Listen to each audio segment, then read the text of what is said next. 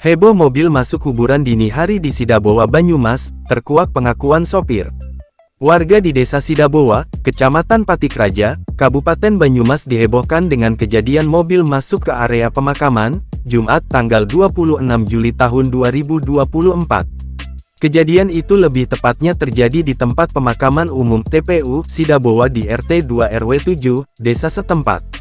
Salah seorang saksi mata, Hadi Mariono 70, mengatakan dirinya sebelumnya mendengar ada suara orang di area makam. Saya sedang pipis di belakang rumah, di kuburan terdengar ada orang. Ada yang bilang, bawa sini aja dan tiba-tiba ada mobil masuk. Sopirnya keluar, saya tanya kenapa, ini di dalam kuburan. Sopirnya tidak ngantuk dan katanya jalannya belok-belok, ujarnya kepada tribunbanyumas.com. Ia mengatakan kejadian mobil masuk area pemakaman sekitar pukul 2.30 waktu Indonesia Barat.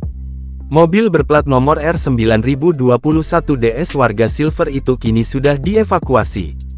Namun Kapolsek Patikraja, AKP Aziz Muslim mengungkapkan fakta bahwa itu hanyalah kecelakaan tunggal. Diketahui sopir baru saja dari Surabaya ambil bantuan ponpes di Desa Notok Patikraja. Kemudian karena jarak jauh itu tinggal 2 km dari rumah dia ngantuk dan dipaksakan. Kemudian di tikungan kendaraan oleng banting setir ke kanan masuk ke pemakaman, terangnya.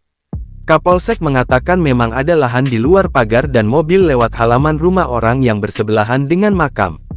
Karena memang ngantuk jadi bablas. Ada makam yang terdampak itu nisan dari batu itu beberapa terlewati, terangnya. Mobil dikendarai oleh LS53, dan sebelahnya SM40, dan keduanya warga Kedungulu Lor, Kecamatan Patikraja.